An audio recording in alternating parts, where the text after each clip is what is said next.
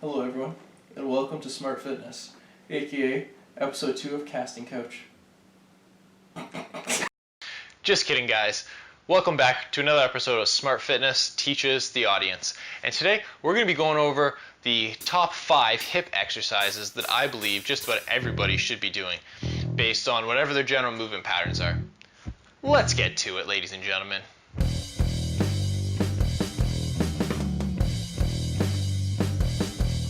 We're going to first start this video with a discussion of the anatomy of the hip. From there, I'm going to touch on why muscles become deficient in the first place. Then we're going to get into the juicy details, the fun stuff, the 5 exercise, why we picked them, and how I selected them. This is not an exhaustive list, but this list does detail what I found to be the most helpful.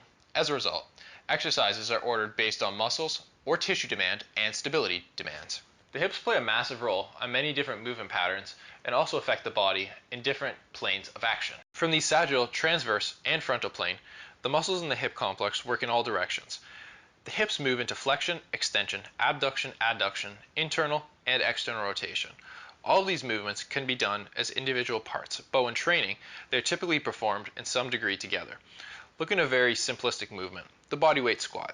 It incorporates hip flexion, abduction, and external rotation as one descends down. As you come up, hip extension occurs to a certain degree, while maintaining external rotation and abduction.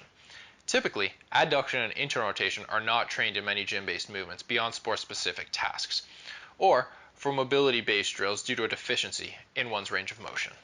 The hip structure is made up of several different muscles, from ones that simply abduct or bring the leg closer to the body, to those that play a role in extension and external rotation. Some of the most common hip muscles involved are the glutes, in terms of the medius, maximus, and minimus, the hamstrings, in particular the biceps femoris, and the quads, in terms of the rectus femoris, all play a role, and smaller muscles such as the iliotibial band, the pectineus, and iliacus all play a role too in the hip. There truly are a lot of muscles involved in the hip, but the general population typically knows some of the superficial based muscles. Now that we have a baseline understanding of the anatomy involved in the hip, we can talk about deficiencies that can typically occur when one is doing a movement pattern. Take, for example, the squat. If one is unable to squat to or below parallel, it could be a sign that there's a movement deficiency in terms of mobility, range of motion, or just general competencies to the movement itself. When we are teens and young adults, there is less of a propensity for muscles to become and stay tight, and less of a likelihood of a joint losing range of motion randomly. However, there are circumstances that this does not apply, such as elite youth athletes who train more than one recovers. As we age, due to lifestyle demands, training frequency, lack of recovery modalities, and mobility work, muscles can become tight or feel shortened, and a joint may lose range of motion actively or passively. So, it is imperative to perform movements that will help to maintain or increase range of motion to ensure long-term lifting careers or reduce chances of injury. So, based on that, what are the 5 exercises? The 5 exercises selected are chosen based on scaling of difficulty from an area of stability and demand on the body. So at the far left of the spectrum, we have the easier exercises, and that's stuff that has a low degree of stability and demand on the body, so typically bodyweight movements. And then the far right of the spectrum could be perceived as a high degree of stability as well as a high degree of demand on the body.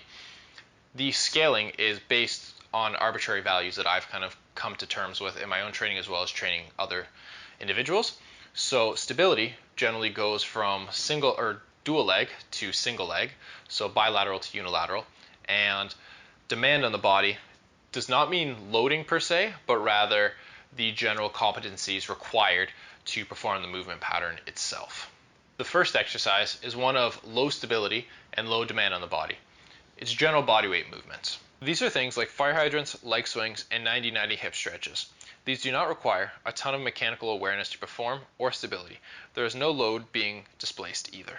From here, we move to an area that has not so much of an increase in stability, but an increase in demand on the body.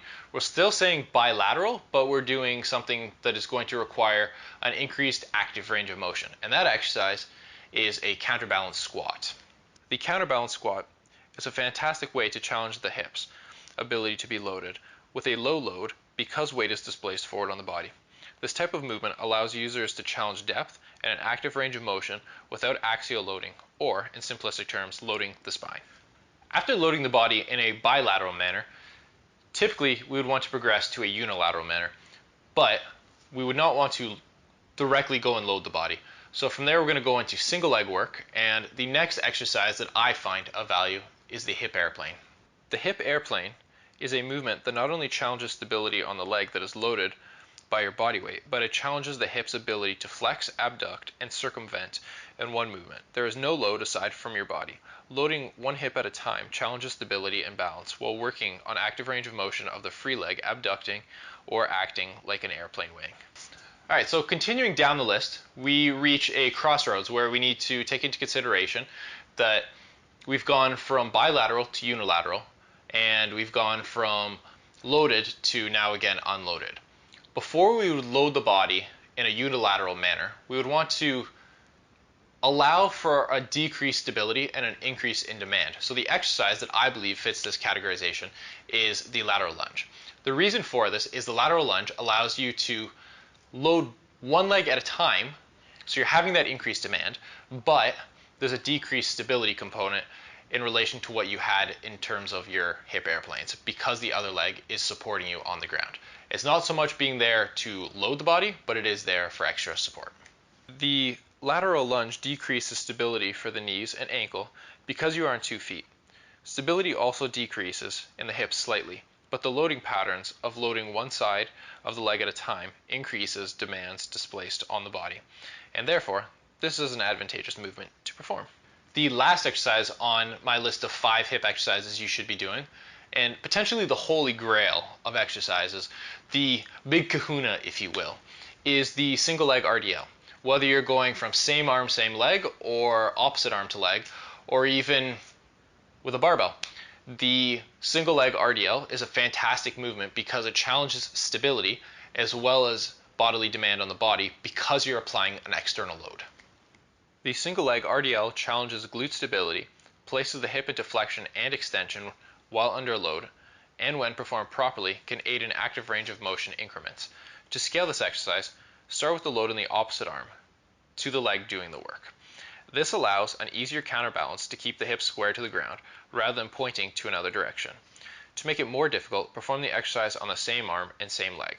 Kettlebells and dumbbells both work well for this movement, but to challenge spinal integrity and hip stability even more, try using a barbell. Alright guys, so to summarize what we've talked about, we've gone from a general discussion of anatomy of the hip based on the muscles used at a superficial level, and we've talked about deficiencies involved with the hip that could potentially lead to range of motion problems or an inability to perform a movement properly. And from there, we've gone into talking about the 5 exercises that I believe would be advantageous for just about everybody to do, scaling in levels of difficulty, stability, and demand on the body. Now, obviously this is not an exhaustive list, and there is stuff that I'm missing out. For example, you could replace, theoretically, the lateral lunge with a lateral step up. That's going to have the same relative demand on the body with the same relative stability requirements to a certain degree. Now, that's just about all I have to say on this topic at this point in time. As always, ladies and gentlemen, please like, comment, and if you enjoyed this video, please subscribe. Let's get the Smart Fitness channel growing more. Stay strong, ladies and gentlemen. We'll see you in the next video.